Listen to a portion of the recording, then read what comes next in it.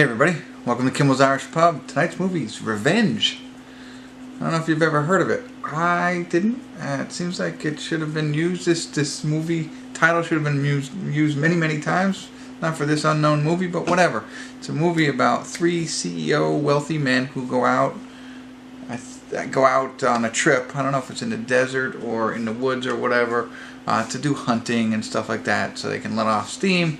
One of them brings along, they're all family men, but one of them brings along their mistress, and it excites the other two. And then I think they might leave her for dead somehow, and she comes back for revenge and comes after them. I don't know. That's what I've read. I've just shared that with you. You could have read that yourself. So instead of doing that, I will start watching the movie. I'll check back in, let you know what it's really about and how it's going. 6.4 on IMDb, so can't be that bad, right? Alright, I'll be back. Hey everybody, I'm going to do a quick check-in here. We're watching Revenge. We're at the 42-minute and 38-second mark.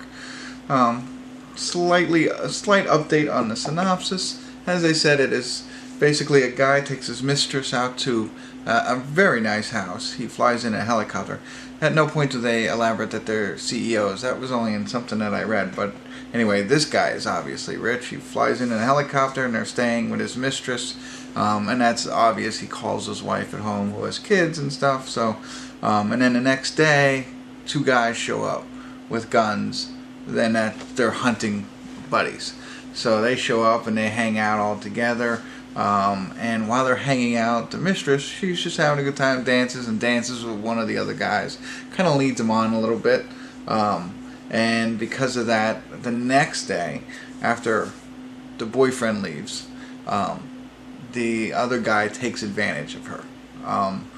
When they come back, you would think that the boyfriend would be like, okay, you know, like calling the cops or doing whatever he should be doing on the other guy. But no, it turns that he basically wants her to move to Canada now, which is kind of odd. So he wants her to leave the country because he took advantage of her. And then that doesn't work out so well, and they attempt to murder her.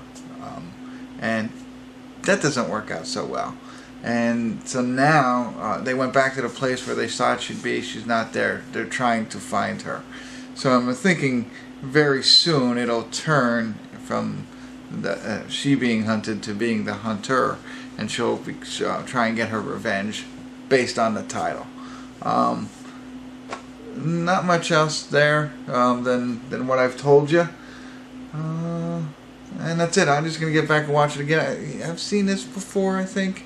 Not exactly this movie. I mean, like the revenge, come back and fight. I don't know, whatever. Let me watch a little bit more and I'll check in, or I'll see you at the credits, alright? I'll try and think of some of the movies that are very similar to this as I do that, but stay tuned, I'll be back. Hey everybody, we're at the end of Revenge, and I first have to say, I don't know how it got a 6 point whatever. I'm going to tell you right now, I'm giving it a 4.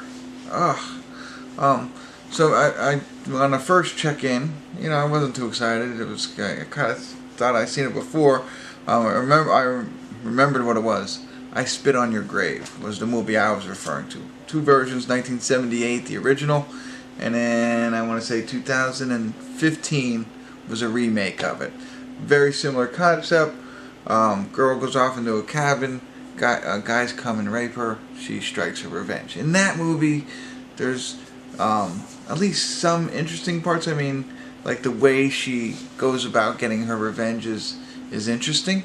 At least in the remake. I forget how it was in the original, but in this one, there's none of that. The way they kill her, a little bit of a spoiler, but it's in the beginning. They push her off a cliff and she gets impaled onto like a tree.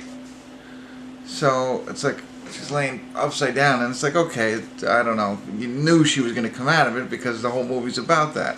And how she gets out of that, somewhat interesting. Like, how does she get off of the tree when she's upside down? But I mean, from that point on, it becomes very graphic, gross. There's so much blood in this. There's I mean, at one point, the guy steps on glass, and they spend 3 minutes of him trying to pull it out. You know what I mean? Like, so they go overboard with the gore and the shock factor and all of that. So, as I mentioned, they push her over a cliff. She lands on that. Now, she's impaled, so evidently, obviously, she gets off of that. But, like, how does she,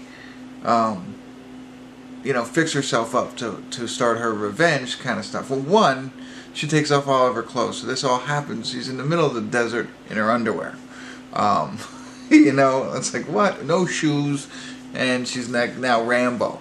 Then she has to cauterize herself, of course, which leaves her a very stylish tattoo. No word of a lie. What else am I missing? Oh, and how does she stand the pain? Well, in the beginning of the movie, the helicopter pilot who drops them off gives them peyote. So she takes peyote in order to cauterize herself, which has other effects too, like bad trips and things like that, and that's got all kind of disgusting as well. So you can imagine all of this going on, and then so the final scene, they're chasing each other, and they are literally running around in circles. So in this house, there's a room, and then there's like a hallway that leads you 2 entrances into that room, right? So you go out that way, you come around this way. They must have done that like 8 times, and they kept showing the same thing. They literally ran around in circles for, like the final couple of minutes of the ending. It was ridiculous. Like, instead of somebody just stopping, So again, I gave it a 4. I would not waste your time if you're into this kind of movie.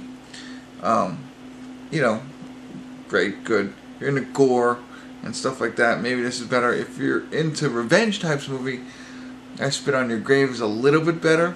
Hard to watch as well. Anything with the rape part of it is not enjoyable, at least for me, and I think for most people. But it does set up for a good revenge story, and that one's a better one. This one's, I don't know. Again, I don't know how it got a 6 point whatever. I'm gonna give it a 4. It was really, really bad for me. So that's it. Hopefully, I might have saved you some time. It was an hour and 50 minutes. Didn't need to be that either. So hopefully, I saved you some time. Or if you did watch it and you liked it, love to hear your comments on why and what I missed. But stay away if you haven't seen it. Alright, thanks for tuning in. Kimmel's Irish Pub.